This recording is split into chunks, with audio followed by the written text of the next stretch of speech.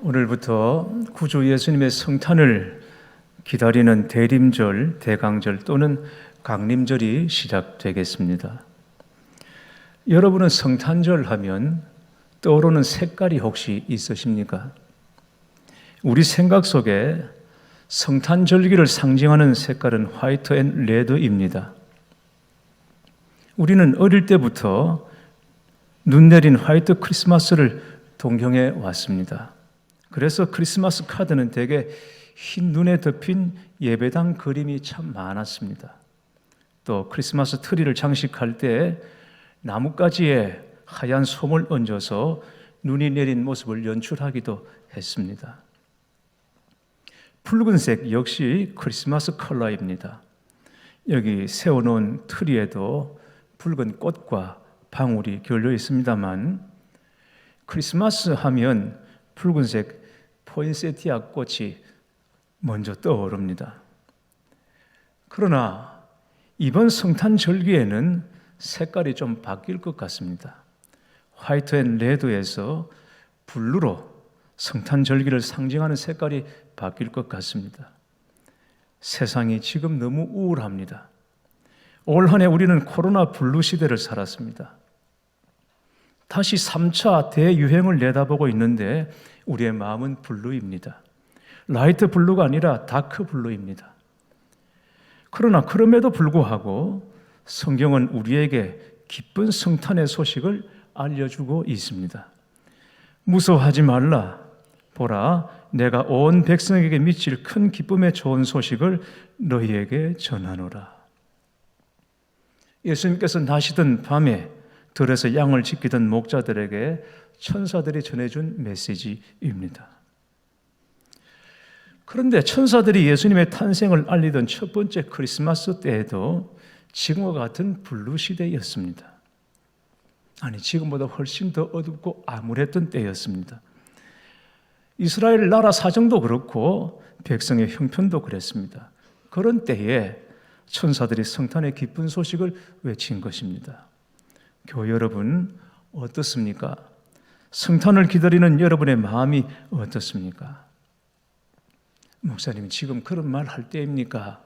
아니면 우리가 무슨 애입니까? 그러실 수 있겠습니다. 그러나 여러분도 예전에 어릴 때 그땐 성탄이 기뻤었죠. 성탄절 장식을 하고 보는 것만으로도 즐거웠던 때가 있었고 성탄 캐럴이 아주 흥겨웠던 때가 있었습니다. 선물도 주고받았습니다. 교회 학교에서는 성탄절 행사로 분주한 가운데 마음도 들떴습니다. 그리고 좀 더 커서는 부모님의 공식적인 허락하에 새벽송을 돈다는 명분으로 남학생, 여학생이 모여서 함께 밤을 새울 수 있는 설레임도 있었습니다. 그러나 어른이 된 지금 그건 다 옛날 얘기고 그냥 그날이 그날입니다. 누가 선물을 준다고 하면 그냥 돈이나 좀 주었으면 할 것입니다. 그러나 성탄은 그런 것이 아닙니다. 전에는 기뻤는데 지금은 아닌 것이 아닙니다. 성탄의 소식은 언제나 기쁜 소식입니다. 큰 기쁨의 좋은 소식입니다. 어째서 성탄이 우리에게 여전히 큰 기쁨의 좋은 소식이겠습니까? 천사가 말한 큰 기쁨의 소식은 무엇입니까? 첫 번째, 진짜 사랑을 만나는 기쁨입니다. 성경은 인생의 불행이 하나님을 떠났기 때문이라고 말씀합니다. 하나님을 떠난 인생은 뿌리 뽑힌 나무와 같고 물을 떠난 고기와 같습니다. 야고보서 1장 17절에 온갖 좋은 은사와 온전한 선물이 다 위로부터 빛들의 아버지께로부터 내려오나니 라고 했습니다. 각양 좋은 은사와 선물들, 우리가 기대하는 것들이 위로부터 하나님께서 주시는 것입니다. 그런데 그 하나님을 떠남으로, 복의 근원이신 하나님을 떠남으로 육체적, 정신적, 영적인 고통을 겪으며 삽니다. 그렇기 때문에 다시 하나님을 만나는 경험이 없이 사람이 아무리 많은 것을 가졌다 하더라도 결국은 만족하지 못합니다. 하나님 없이는 아무것도 만족하지 못합니다. 세상에 그 어떤 것도 하나님을 대신할 수 없기 때문입니다. 성탄절기는 바로 이 진짜 사랑을 만나는 절기입니다. 전에 제가 섬기던 교회 집사님의 이야기입니다. 첫째 아이를 낳았는데 기형의 희귀병을 안고 태어났습니다. 그리고는 곧바로 하늘나라로 갔습니다. 그런데 둘째를 임신했는데 병원에서는 낙태를 권했습니다. 첫째와 똑같다는 것이었습니다.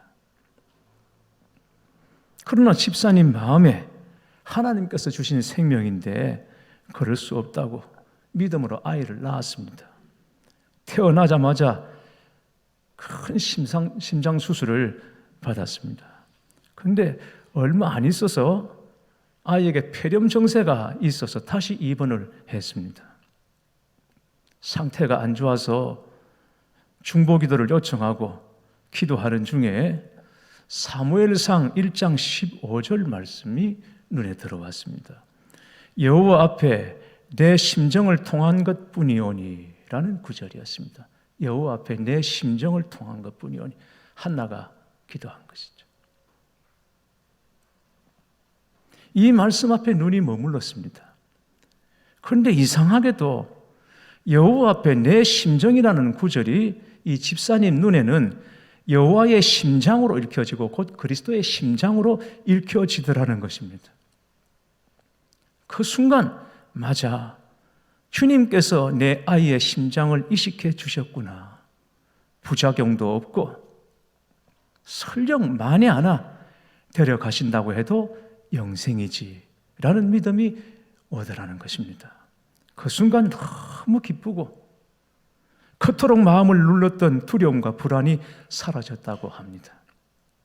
너무 감격해서 남편에게 말했더니 남편은 덤덤하게, 그리고 당연하다는 듯이 당신도 이식 받았잖아 라고 말했습니다. 그 말 뜻을 알았습니다. 그러고 보니 맞구나. 남편도 이식을 받고 나도 이식을 받고 모든 믿는 사람들은 다 그렇구나. 이미 죽은 목숨이었는데 그리스도의 심장으로 새 생명을 얻어 지금 숨을 쉬고 호흡하고 있으니 예수님의 심장으로 우리는 다 이식받은 사람들이구나. 주님의 심장으로 숨을 쉬고 호흡하고 있다는 사실을 깨달은 그 순간 얼마나 기쁘고 감사한지 하나님 앞에 쾌재를 불렀다는 이야기였습니다. 얼마 전에 한 일간지에 어느 대학 교수님이 쓴 글을 읽어보았습니다. 제목이 보고 싶다 심수봉이었습니다. 요즘 트로트 열풍이 강하게 불고 있지 않습니까? 신인 가수들도 막 쏟아져 나오고 또 잊혀졌던 옛날 가수들도 다시 다 나오는데 왜 가수 심수봉 씨는 나오지 않나, 이런 아쉬움으로 신문에 컬럼을 썼는데요. 이 교수님이 특별히 좋아하는 노래가 심수봉 씨의 백만송이 장미라고 합니다. 아마 이 노래 아시는 분들이 계실 겁니다. 이 노래는 라트비아 민요인데 새롭게 심수봉 씨가 가사를 입힌 번안곡입니다. 가사 한 구절 한 구절을 잘 음미해 보면 거의 복음성가요 찬송가와 다르지 않습니다. 먼 옛날 어느 별에서 내가 세상에 나올 때 사랑을 주고 오라는 작은 음성 하나 들었지.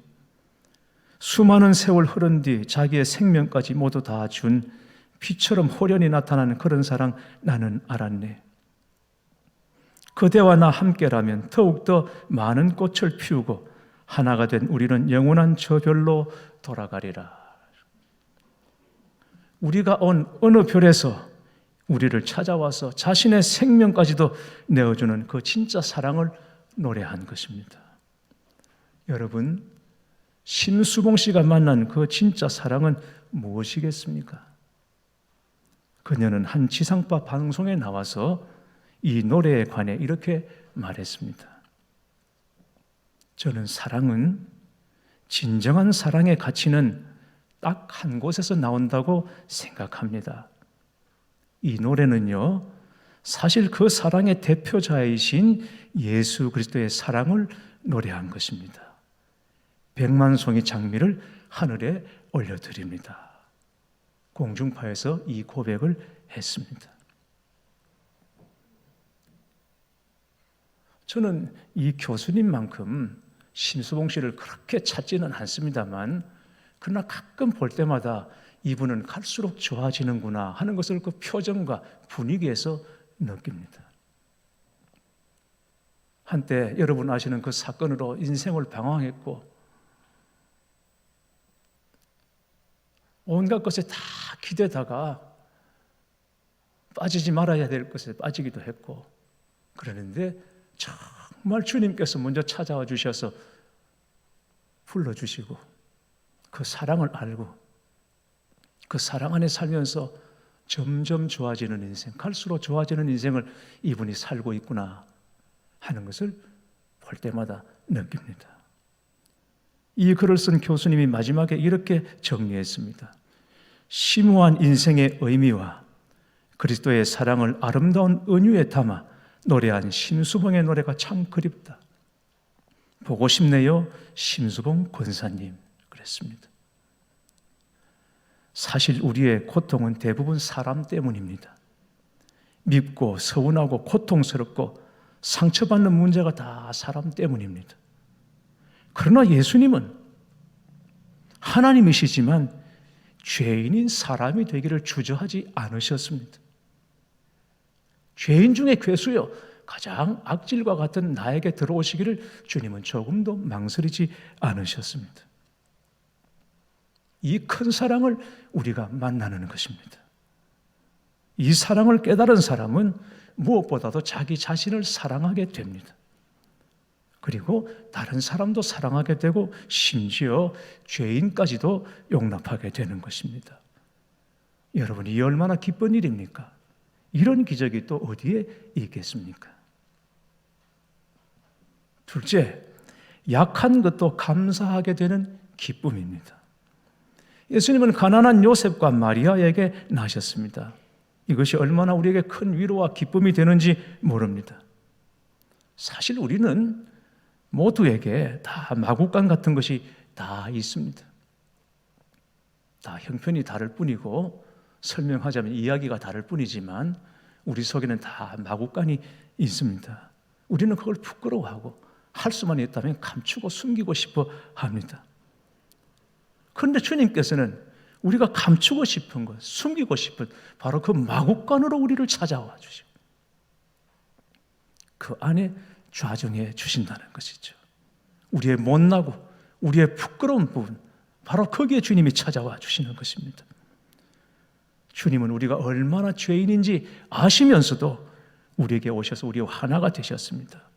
그리고 우리를 주님의 것으로 삼아 주셨습니다. 여러분, 이게 성탄인 것입니다. 어느 날 성 프란체스코가 한 사람을 만났는데 그가 이렇게 물었습니다. 선생님이야말로 그리스도의 영광을 나타내시는 분입니다. 누구라도 선생님을 만나기만 하면 사람이 변하는데 그 놀라운 비결이 무엇입니까? 라고 물었습니다.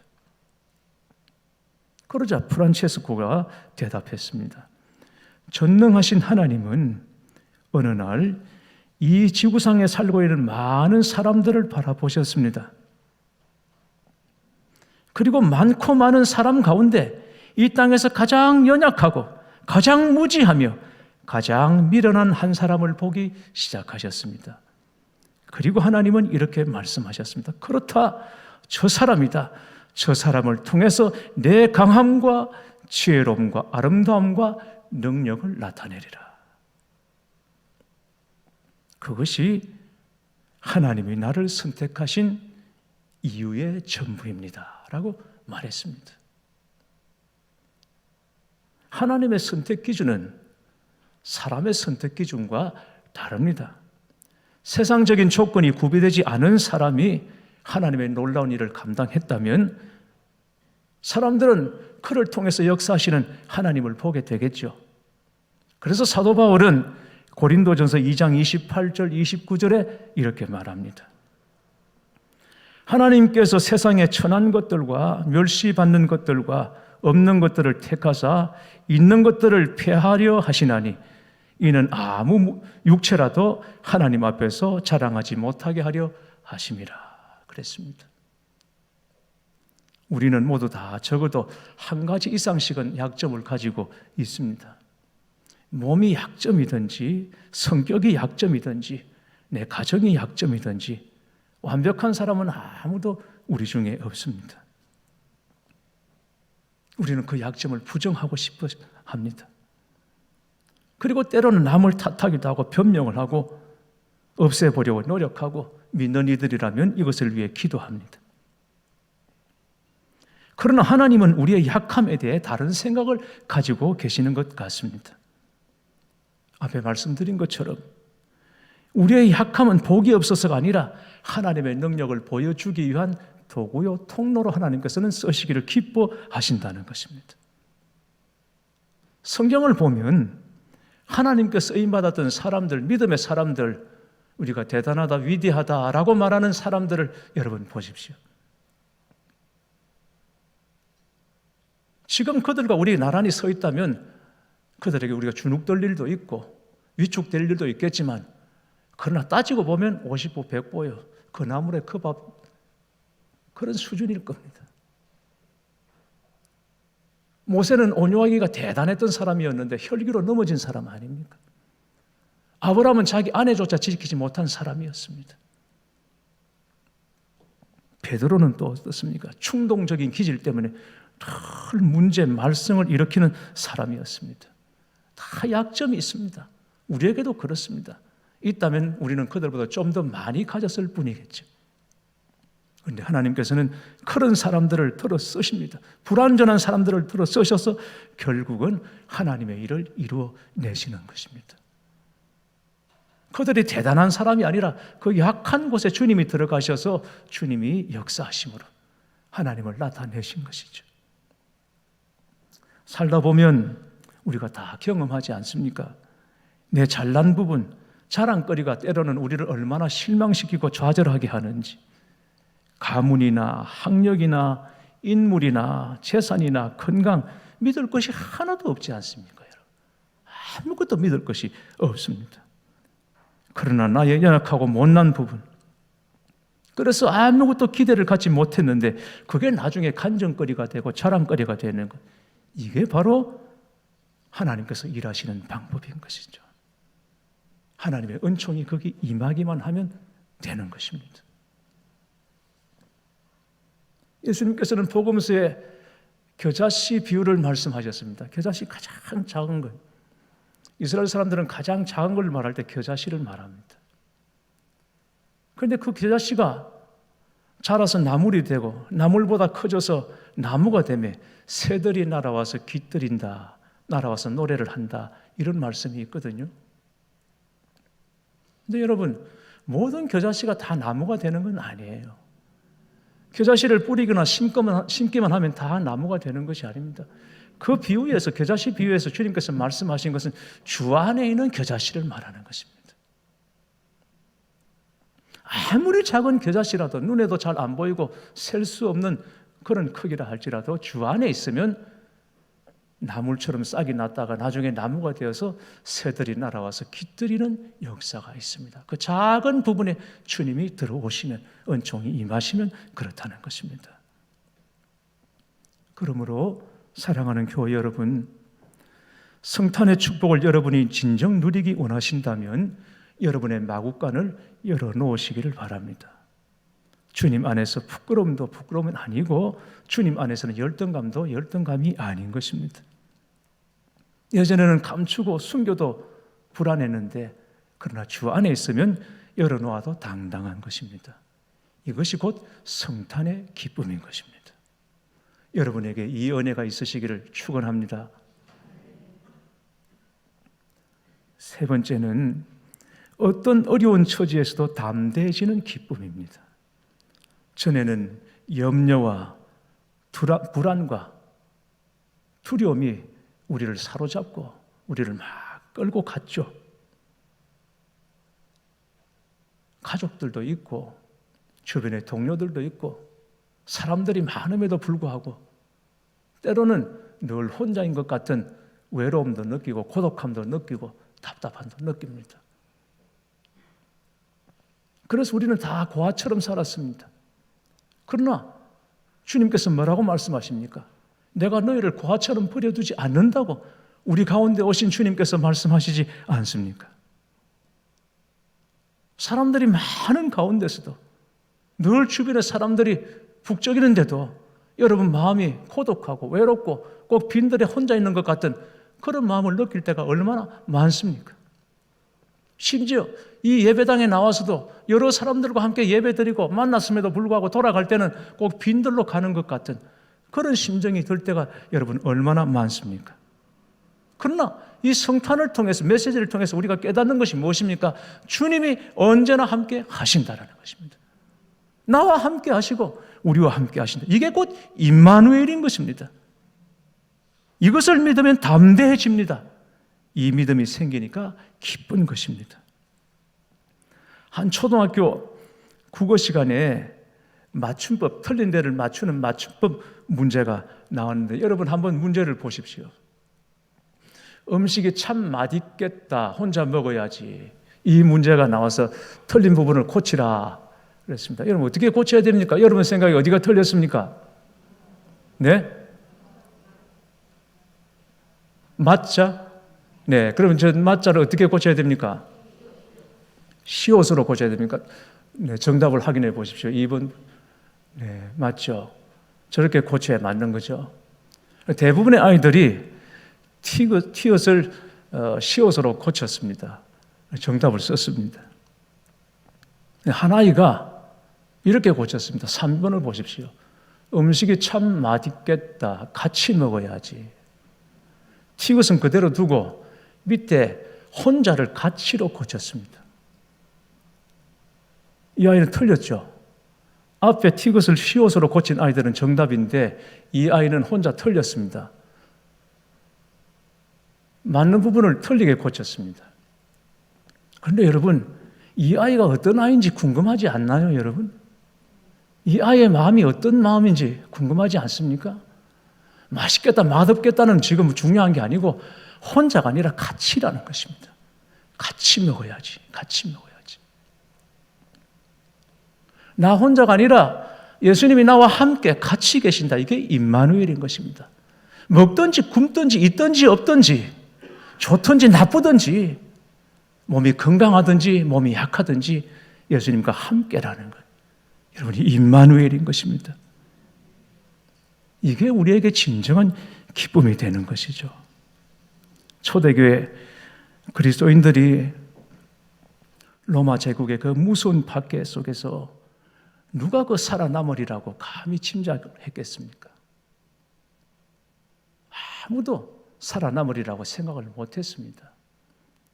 실제로 많은 사람들이 숨겨있고 죽었고 또 살아남은 사람도 있습니다.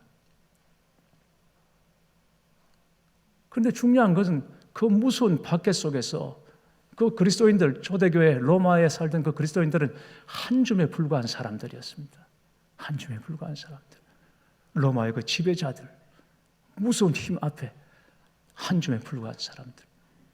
네, 여러분, 결과적으로 그 한 줌에 불과한 사람들이 로마 시민들을 회개시켰고 결국은 그 거대한 로마가 복음 앞에 무릎 꿇게 만들었습니다. 어째서 그런 일이 가능했겠습니까? 한 줌 누룩과 같은 그 사람들 속에 가지고 있었던 믿음 때문입니다. 무슨 믿음입니까? 임마누엘 믿음. 주님이 우리와 함께 하신다. 좋을 때도 함께 하시지만 이 고난 속에도 함께 하신다. 승리할 때도 함께 하시지만 이 어려운 중에도 함께 하신다. 이 임마누엘 믿음 때문에 결국은 로마를 변화시켰던 것이죠. 지금도 이스라엘에 가면 유대인 남자들은 머리에 이 빵떡 모자를 쓰고 다닙니다. 동그란 빵떡 모자. 이걸 키파라고 말합니다. 이 사람들은 이걸 안 벗습니다. 음식을 먹을 때도 걸어 다닐 때도 안 벗습니다. 심지어는 잠을 잘 때도 그 키파를 안 벗습니다. 핀으로 고정을 시킵니다. 유대인 남자들이 그 키파를 쓰고 다니는 이유가 뭡니까? 하나님이 지금 우리 머리 위에 계시다라는 것을 기억하기 위해서 그 키파를 쓰고 다니는 겁니다. 여러분, 우리는 키파를 쓰지 않지만, 그 빵떡 모자를 쓰지 않지만, 우리에게 분명한 사실 하나가 무엇입니까? 하나님이 지금 우리 위에, 우리 안에 함께 계시다라는 것입니다. 여러분, 이 믿음이 여러분에게 있습니까? 언제나 여러분이 이 믿음이 있으십니까? 이번 성탄절기의 이 믿음, 임마누엘의 믿음을 여러분 다시 회복하시기를 바랍니다. 진짜 기쁨이죠. 우리 주님 오심이 왜 우리에게 큰 기쁨의 좋은 소식인지 여러분 아셨습니까? 여러분 마음의 문을 여시고 주님의 임재를 구하십시오. 다시 주님을 만나고 새롭게 만나고 그 주님을 기대하고 사모하는 마음으로 다시 살 수 있게 되기를 바랍니다. 어느 장로님 부부 이야기인데요. 처녀 총각 시절에 두 분이 유학을 갔습니다. 그런데 어느 날 눈이 많이 오는 겨울이었습니다. 남자가 여자 기숙사에 찾아가 창밖을 내다보면서 누구야 누구? 궁금해했습니다. 바깥에서 남자가 만나자고 데이트 신청을 했는데 안에 있던 이 여자는 나가서 문을 열어주지를 않고 욕실로 들어가서 목임장을 하고 그렇게 2시간이 지났습니다. 내려다 보니까 2시간이 지난 다음에 밖에 내다보니까 아직도 그 형제가 바깥에서 기다리고 있는 것입니다. 나중에는 친구들이 야 이제 그만하고 제발 좀 가봐줘라. 저 밖에 기다리고 있지 않냐.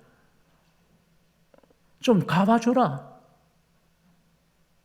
그렇게 해서 맺어졌습니다. 이 두 사람이. 사랑은 기다리는 것입니다. 이 성도 여러분, 이런 사랑이 부럽죠? 남자 성도들도 마찬가지죠. 이런 사랑이 부럽죠. 우리 주님이 우리를 그렇게 기다려 주셨고 인내해 주셨습니다. 싫어버리지 않으셨습니다. 무한히 기다려 주시고 인내해 주시고 그리고는 우리 안에 들어와 주셨습니다. 이게 성탄입니다. 임마누엘입니다. 이 예수님이 아니고는 여러분 세상에 진정한 기쁨이 없습니다.